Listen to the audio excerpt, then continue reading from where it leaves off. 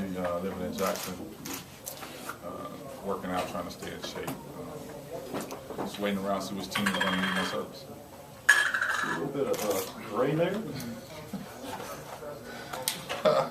Yeah, too much of it actually.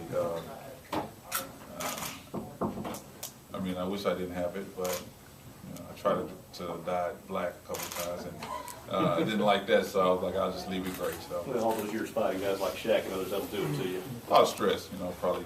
That's how I got a lot of those gray hairs. How many years need you got left in you? I mean, I think I can play another 2 or 3 years. Stay healthy, no problems. Continue to work out and just keep my body in shape. I think that's been the biggest key for me. Staying in shape year round, and I try to do that during the summer. What's been the most rewarding thing for you so far in your career? It's been a lot of ups and downs. I'd say. I think the best thing that for me, I've been to the finals twice. Once with Dallas and once with Miami. And those opportunities don't come along that often in the NBA. So when you get there, you got to make the most of it. It was a great ride. Enjoyed those 2 teams that I was on. Had a great experience to play with some of those great guys in the league last year. Wish it would have ended differently, but I definitely enjoyed the ride. What was the ride for you being back here, Eric? You come back a lot, but what is it like for you? It's always good for me to come back. Recruiting. I'm a fan of it. This is where it all started for me. Anytime I can come back here, help the guys out, talk to Rick, tell them what I see, things I don't see. Just my experience, can be a great asset to them. What do you see from this team right now, and talent-wise, and do you think they can go far this year? They definitely have the talent. It's not really how you start; it's how you finish. A lot of people always reference this team to that '96 team. I think it's 2 totally different teams, but they have the talent. If they're willing to work at it every day and come together as a team and do the job defensively out there on the floor, they can go anywhere they want. What do you think the result would be if the 2 teams met on the court at their prime, '96 and this year? Well, you can take the '96 team and you can get those guys together. We'll come play this team now, and we still win this team. You have seen how much weight Daryl's gained, haven't you? No, I haven't. He's getting a lot of weight? Yeah, he's a little chubby now.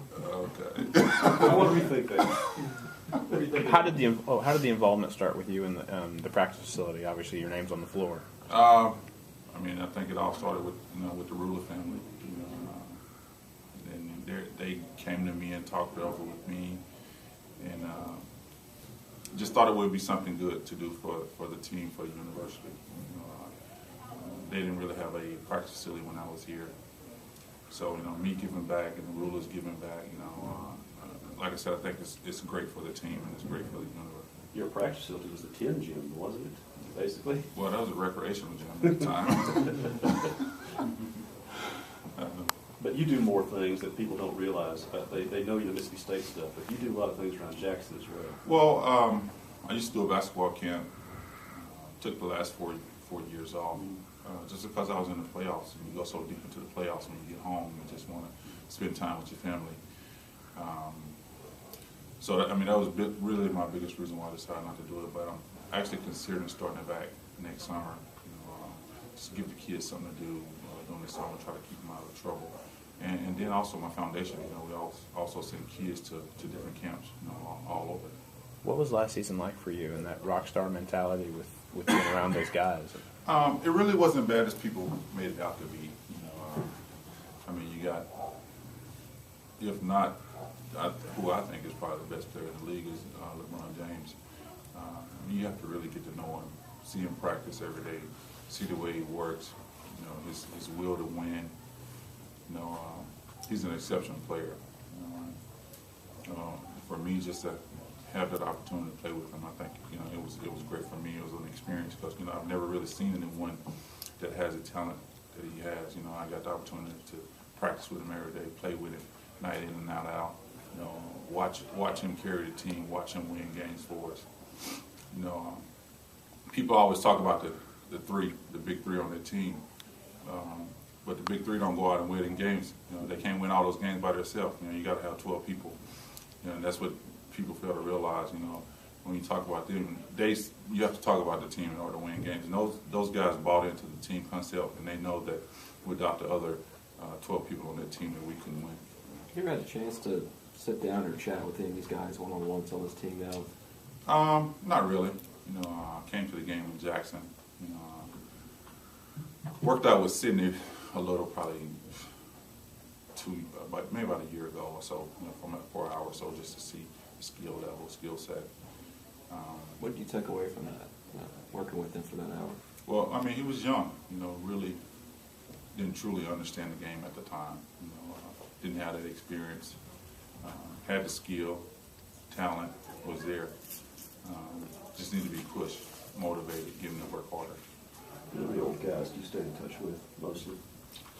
I've talked to Daryl some. I mean, a lot of the guys that live around Jackson that I knew when I was playing, David Ruler, Wood Hughes, Bart is in Alabama. So when I was when I was playing with Miami and I go to different cities, I'll see, like Bart would see me in Atlanta.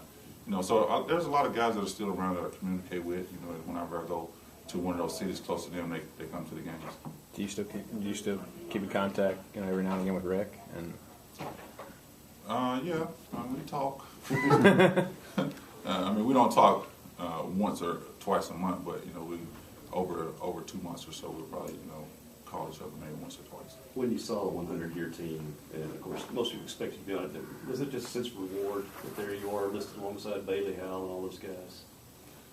I mean, I think you're talking about some of the great players that come through this program. You know, just to be next to Bailey Howell, says a lot about me. You know, it didn't happen overnight. You know, it was years and years of work.